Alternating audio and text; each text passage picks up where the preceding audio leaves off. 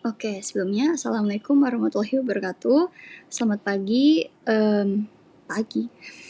Intinya adalah perkenalkan, nama saya Liana Hira dengan NIM G0024005 dari SKD A2.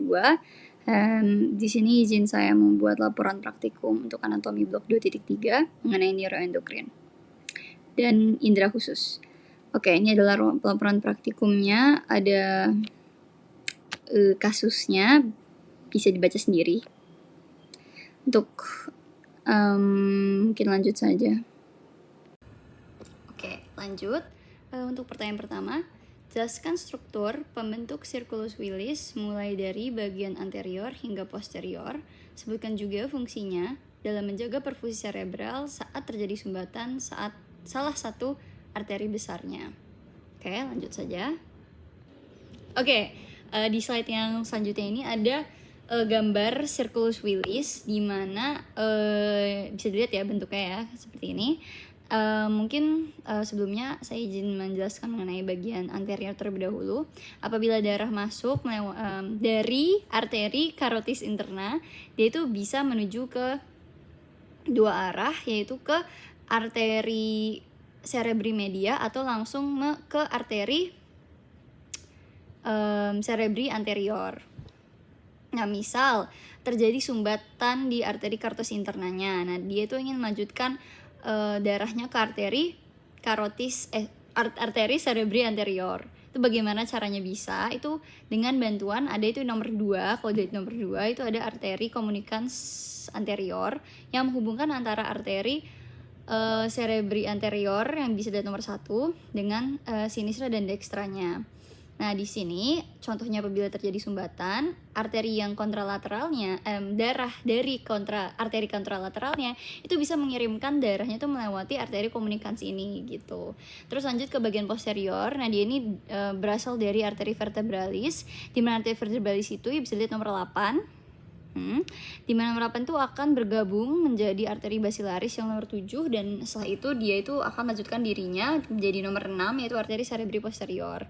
Nah, di sini ada dengan premis yang sama, apabila arteri karotis internanya itu tersumbat dan dia ingin melanjut. Nah, bedanya sekarang kita ini mau melanjutkan darahnya itu ke arteri cerebri media gitu. Nah, bagaimana caranya? Itu bisa dengan bantuan yang nomor 5, yaitu arteri communicans posterior, di mana arteri communicans posterior ini menghubungkan antara arteri cerebri posterior dengan arteri cerebri media.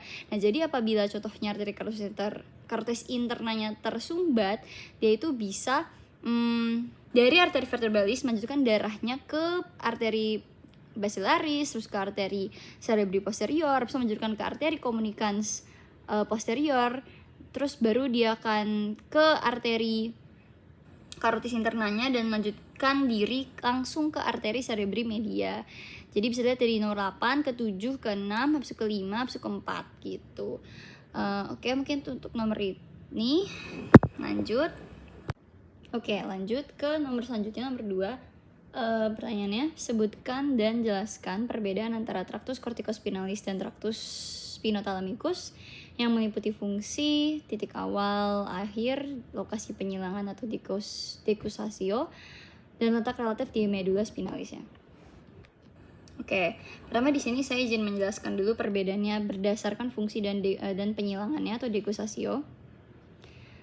Di sini pertama, untuk di traktus spinothalamikus, traktus ini lebih mengarah ke pengiriman informasi sensorik, mau itu rasa, suhu, sakit, nyeri, dan seterusnya.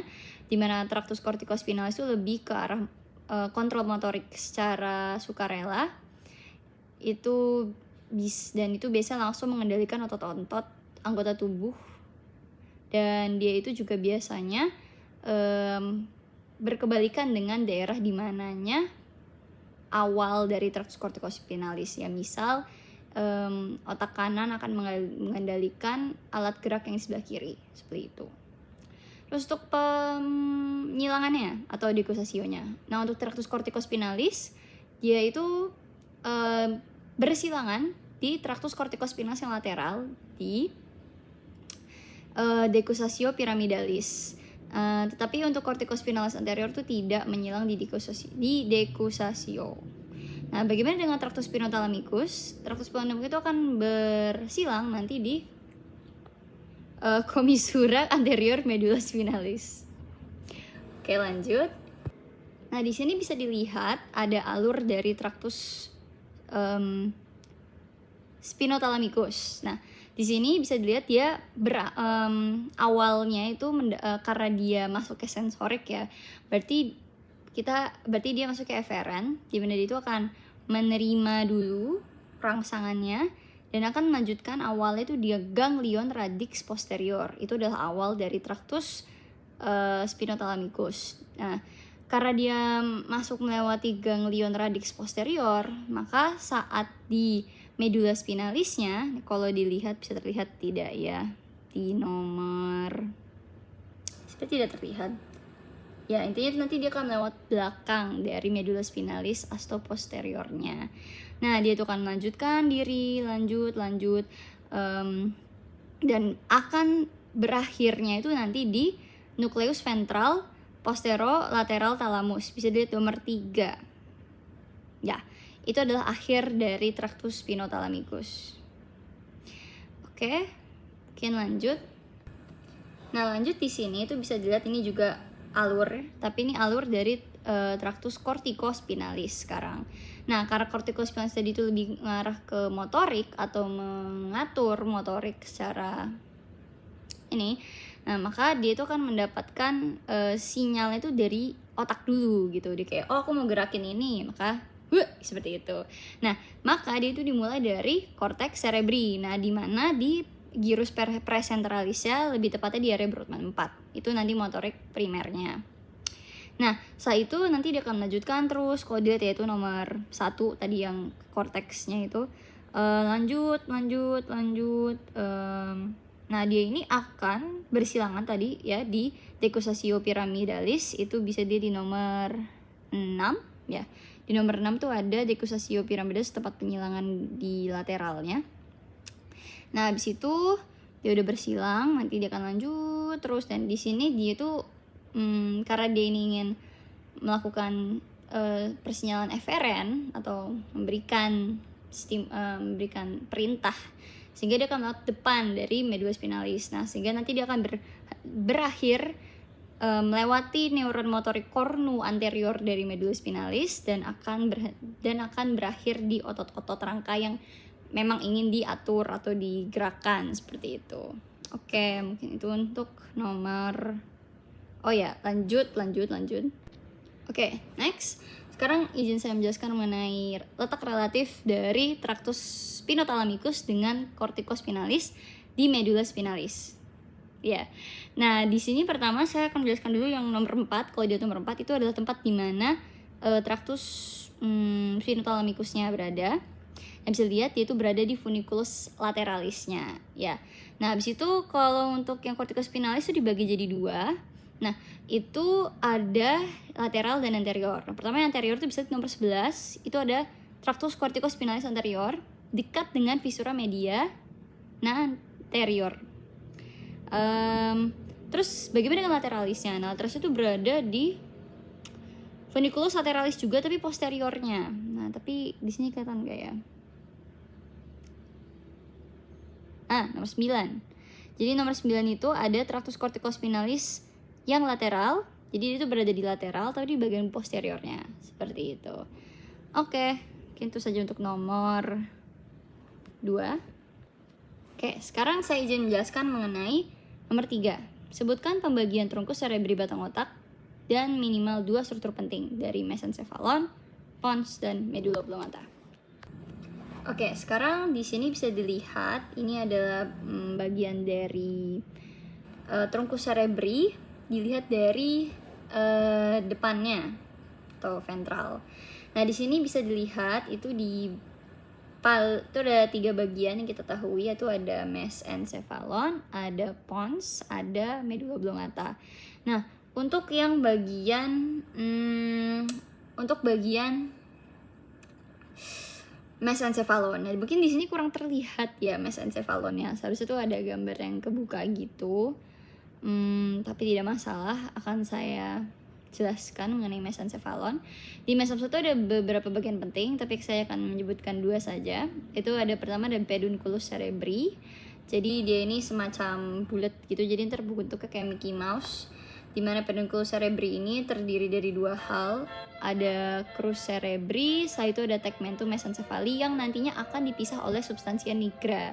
Nah, substansia nigra ini yang tuh nantinya akan menghasilkan hormon dopamin. Nah, terus juga terlihat nanti ada aqueductus mesencephali yang nantinya akan menghubungkan antara ventriculus tertius dan quadratus kalau tidak salah. Nah, setelah itu untuk yang bagian keduanya pons. Nah, itu bisa dilihat tuh yang besar seperti Patrick ya, itu pons. Nah, pons ini ada beberapa bagian penting, tapi saya hanya akan menjelaskan beberapa. Pertama di nomor, tidak terlihat nomornya, tapi tidak masalah.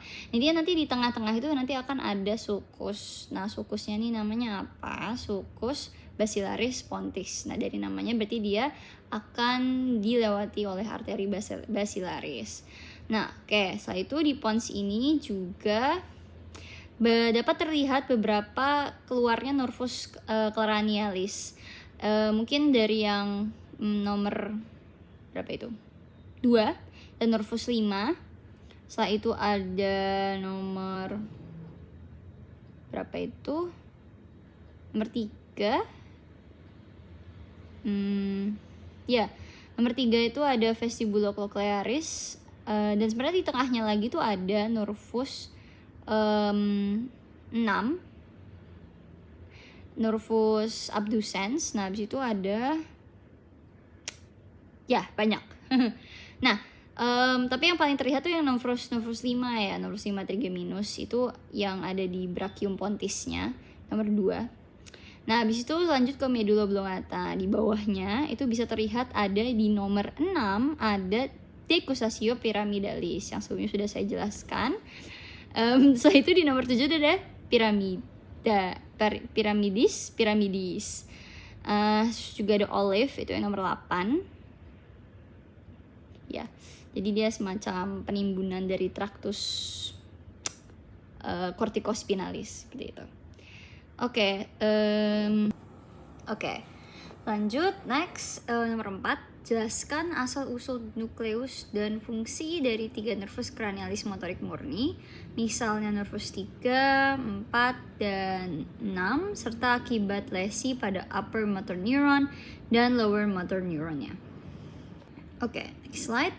Mungkin di slide ini bisa dilihat ada gambar dari beberapa nukleus dari nervus cranialis yang saya akan jelaskan. Itu ada 3 tadi ya, nervus 3, 4, dan 6, oculomotor.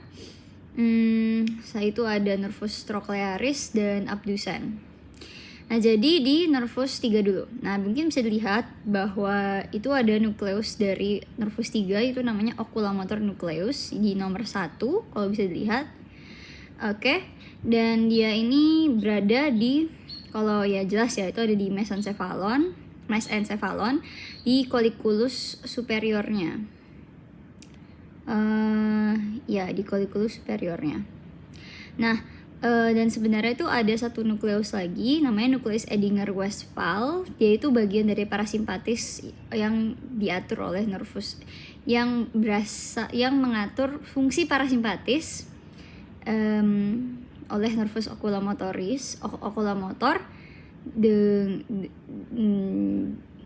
dan berasal dari nukleus Edinger-Westphal.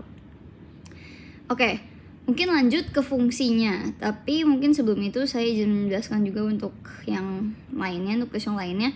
Jadi itu ada nukleus troklear juga, dimana nukleus dari nervus troklearis berada. Saya itu juga ada, terus dia itu di nomor 2 ya? Iya, di nomor 2. Dan itu berada juga di mesencephalon di colliculus inferiornya. Jadi kalau tadi di colliculus superior untuk nervus 3, nervus 4 tuh pas di bawahnya. Nah, lanjut. Ada juga nukleus dari abducens atau nervus 6. Itu berada di nukleus abducens. Nah, di sini dia ada di nomor 4. kalau bisa dilihat. Nah dia itu ada di ponsnya. Nah tapi dia itu berada di bagian dorsalnya. Jadi dia lebih spesifiknya tuh ada di dekat dari colliculus facial. Jadi muka dari colliculus. Oke, next. Oke, ini sekarang mengenai fungsi dan apa yang terjadi apabila terjadi lesi di upper motor neuron ataupun lower motor neuron. Jadi jelas ya dari fungsinya tuh berarti ketiga-tiga ini berfungsi di bagian mata, bisa dilihat. Pertama untuk nervus 3 terlebih dahulu. Nervus oculomotor itu tadi berfungsi sebagai motorik, penggerak dari 4 dari 6 otot ekstraokuler. Nah 4 itu ada apa aja? Ya ada medial rectus, ada superior rectus, inferior obliquus. Dan ya itu. Nah sisanya itu nanti akan diatur sama trochlearis dan abdusen. Nah habis itu tadi sebelumnya sempat saya sebutkan bahwa dia juga punya fungsi parasimpatis, yaitu di bagian konstriksi pupil dan akomodasi lensa. Dan apabila terjadi lesi, dia itu punya lower motor neuron dan upper motor neuron. Nah, kalau lower motor neuronnya terjadi lesi, maka akan terjadi kondisi ptosis, di mana kelopak matanya itu jadi turun terus. Dia jadi kelemahan di bagian levator palpebra superiornya. Jadi dia bisa membuka matanya gitu. Mungkin kalau upper motor neuron yang terlesi itu jarang terjadi. Dan biasanya nggak terlalu menyebabkan defisit yang signifikan. Oke. Terus lanjut sekarang ke bisa dilihat ya untuk oculomotor itu di nomor 8. Itu nukleusnya salah. Nomor 13 ya. Nomor 13 bisa dilihat itu adalah nervus oculomotor, dia akan menggerakkan dari 4 otot ekstraokuler ya. Lanjut untuk nervus trochlear ya. Di nomor 12 ya, nomor 12. Jadi nomor 12 ini tuh bisa dilihat ada nervus dari trochlear. Nah di sini dia berfungsi kurang lebih sama. Dia tuh akan menginervasi, tapi lebih spesifiknya untuk otot oblikus superiornya. Jadi dia akan mengatur gerakan depresi dan abduksi dari mata. Nah kalau terjadi lesi di lower motor neuronnya, maka dia akan terjadi ya kesulitan buat lihat ke bawah saat mata aduksi gitu. Terus kalau contohnya terjadi lesi di upper motor neuron juga nggak terlalu ada perbedaan signifikan. Apa lagi? Oh ya, terus nervus abdusen atau nervus 6 itu mungkin bisa dilihat di nomor 11. Jadi nomor 11 ini tuh ya kurang lebih juga sama, tapi bedanya mungkin lebih spesifiknya dia itu akan menginervasi dari otot rectus lateral sebelah sini, sehingga dia akan mengganggu gerakan berfungsi menggerakkan mata secara abduksi. Jadi bergerak ke lateral seperti itu. Ya, seperti itu. Nah, kalau contohnya terjadi lesi di lower motor neuron ya, dia jadi nggak bisa melihat secara abduksi. Jadi ya nggak bisa lateral gitu. Jadi matanya pasti akan kesulitan untuk ya seperti itu. Oke, mungkin itu saja. Next. Oke, untuk nomor kelima, jelaskan lokasi dan fungsi dari area Brodmann berikut ini, yaitu area 4, 1, 2, 3, 4, 4, 4, 5, 2, 2. Oke, mungkin bisa dilihat dari gambar di sini, ini adalah gambar cerebrum dan sudah dipisah-pisah berdasarkan area Brodmann-nya. Mungkin bisa dilihat tuh ada nomor, saya akan jelaskan dulu nomor 4 ya. Mungkin bisa dilihat tuh nomor 4 warna pink pas di depan dari sulcus centralis, ya di gyrus pracentralisnya itu ya lokasinya tuh di gyrus pracentralis. Terus fungsinya tuh jelas, yaitu untuk area motorik primer. Terus untuk area Brodmann 1, 2, 3 tuh bisa dilihat di warna apa sih, ungu coklat, nggak tahu lah, pas di belakangnya nomor 4, area Brodmann 4, sehingga dia berada di gyrus post centralis di belakang sulcus centralisnya. dan dia itu jelas untuk atau sebagai area sensorik primer. Jadi tadi motorik, sensorik gitu. Lanjut, mungkin untuk area 44 dan 45 itu bisa dilihat di depan yang warna kuning. Dia itu berada di depan, berarti ya gyrus frontalis inferior di bawahnya, dan itu fungsinya untuk bagian bicara motorik atau Broca.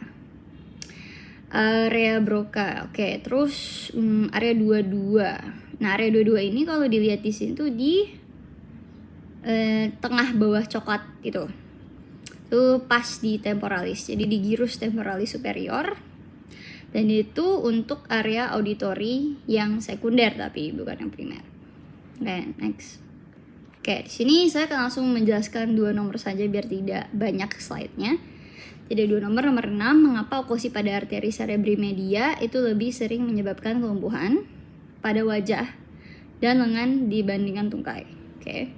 Jelaskan dengan mengaitkan distribusi vaskular dan homunculus motoriknya. Terus nomor 7, jelaskan mekanisme kompensasi vaskular yang terjadi jika terdapat oklusi pada arteri karotis interna kiri dengan mengaitkan struktur sirkulus wilis yang terlibat. Oke, next. Oke, pertama saya akan menjelaskan dulu nomor 6. Kalau sudah terjadi oklusi ya, pada arteri cerebri media, terus pertanyaan tuh kenapa kok bisa lumpuhnya tuh lebih ke arah muka dan tangan dibandingkan kaki gitu. Padahal sama-sama motorik gitu kan. Kayak mungkin pertama-tama bisa dijelaskan terlebih dahulu mengenai homunculus motorik. Jadi homunculus motorik ini adalah, kalau bisa lihat di slide ini, di gambar sebelah kiri, itu menjelaskan mengenai bagian-bagian dari gyrus presentralis dan seberapa luasnya bagian itu berhubungan dengan gerakan ya bagian tubuh kita. Nah, bisa dilihat contohnya ya, itu kalau tangan itu memiliki bagian yang lebih besar atau bagian luas area yang lebih besar dibandingkan dengan tungkai, yang bisa dilihat di sebelah kirinya tuh, dan nih yang ke bawah itu lebih dikit kan luasnya dibandingkan kalau contohnya tangan gitu. Muka pun sama, di situ bisa dilihat kalau muka itu lebih besar dibandingkan kalau contohnya ya berhubungan dengan faring ataupun leher. Jadi muka lebih besar di bagian gyrus presentralisnya itu. Nah terus pertanyaan gini, kalau terjadi arteri cerebri media, kenapa oklusi pada arteri cerebri media, kenapa kelumpuhannya itu malah di wajah malah lengan, bukan tungkai gitu. Nah, jadi ini juga berhubungan dengan distribusi dari sirkulus wilisi atau ya sirkulus dari cerebri aja secara keseluruhan ya. Mungkin bisa lihat di gambar sebelah kanan. Itu kalau dilihat di nomor 6 itu ada bagian dari arteri cerebri medial nomor 6 ya, nomor 6 yang gambar sebelah kanan, dan dia itu bisa dilihat dia itu kayak branchingnya tuh dari samping tengah situ terus ke atas. Nah, dan itu bisa dilihat kalau itu lebih ke area, kalau dibandingkan sebelah kiri itu lebih ke area ke atas sama ke bawah ya, itu ke 6, ke 5 sama ke 6, ke 5, 6 dan ke 5, bahwa itu lebih meluas ke arah tangan dan muka. Selagi kaki itu kan sebenarnya lebih ke arah lebih atas lagi ya, di sebelah sini, di atas pas di atas kepala, dan dia itu lebih di inervasi vaskularisasi maksudnya oleh arteri cerebri anterior. Bisa lihat tuh di atas tuh ada cerebri anterior, mungkin nggak terlalu nomor 1 sama ke atas itu arteri cerebri anterior. Sehingga kenapa pada saat arteri cerebri media itu terjadi oklusi dan malah lebih ke arah muka dan tangan yang berhubungan, yuk karena emang berdasarkan dari homunculus motoriknya bersama dengan distribusi vaskularisasinya bahwa memang seperti itu. Oke. Lanjut. Oke, ini yang terakhir. Sekarang pertanyaannya, sebenarnya sudah saya dijelaskan di depan, tapi mungkin izin saya menjelaskan ulang in case tidak jelas. Jadi mekanisme kompensasi dari vaskularisasi di otak kalau ada oklusi, tapi di oklusi itu di arteri karotis interna. Oke, mungkin lebih jelas kalau dilihat dari gambar sebelah kanan. Sebelah kiri itu cuma naruh aja aku gambarnya, saya maksudnya. Oke, jadi arteri korosi interna itu di nomor 3 ya. Jadi 3 itu adalah arteri korosi interna. Bayangkan kalau contohnya arteri korosi interna yang kiri ya, kita mau ngomongin kiri. Let's say yang kiri itu yang ya kiri gitu. Ini nggak di mirror, oke. Jadi kiri ini adalah arteri korosi interna. Nah, apabila itu terjadi penyumbatan atau oklusi, apalah namanya. Nah, ini pasti akan ada penghambatan dari pengaliran darah ke daerah atas dan samping, yaitu media dengan arteri cerebri media dan arteri cerebri anterior. Pertanyaannya adalah bagaimana cara vascularisasi di sini akan membantu dari penyumbatan dan membantu dari ya ketidak ada darah yang melewati gitu lah ya. Nah, jadi mungkin dari atas dulu. Nah, let's say kita ingin mengalirkan darah ke arteri cerebri anterior yang sebelah kiri, karena kan yang kiri yang berarti nggak bisa ya. Nah, maka daripada itu arteri cerebri anterior yang dextra atau yang kontralateral itu akan memberikan bantuannya untuk menggantikan dari arteri karotis interna. Jadi dia akan mengalirkan darah dari arteri karotis dari arteri karotis interna dextra melewati arteri cerebri anterior dextra ke arteri cerebri anterior sinistra. Kok bisa? Karena di situ ada di lead nomor 2 ada arteri communicans anterior yang menghubungkan antara arteri cerebri anterior sinistra dan dextra. Makanya bisa. Nah, sekarang pertanyaan, kalau contohnya arteri cerebri media, gimana caranya dia bisa tervaskularisasi? Nah, ini dimana arteri vertebralis basilaris DKK akan go to action. Nah, jadi nomor 8 itu ada arteri vertebralis yang dimana dia akan menyatu menjadi arteri basilaris darahnya di nomor 7. Nah, habis itu dia akan majukan diri menjadi arteri cerebri posterior di nomor 6. Ya. Nah, di sini dari arteri cerebri posterior yang sebelah kiri ya, sinistra, itu akan melanjutkan diri, bisa melanjutkan diri ke arteri cerebri media dengan bantuan arteri communicans posterior. Nah, jadi arteri communicans posterior ini menghubungkan antara arteri cerebri posterior dengan arteri karotis interna ataupun arteri cerebri media gitu. Jadi nanti dia bisa kayak ke atas itu ya, kalau dilihat nomor 5 terus ke 4 gitu. Mungkin itu saja yang bisa saya jelaskan mengenai nomor 7. Oke, sekian. Mohon maaf apabila ada kesalahan. Wassalamualaikum warahmatullahi wabarakatuh.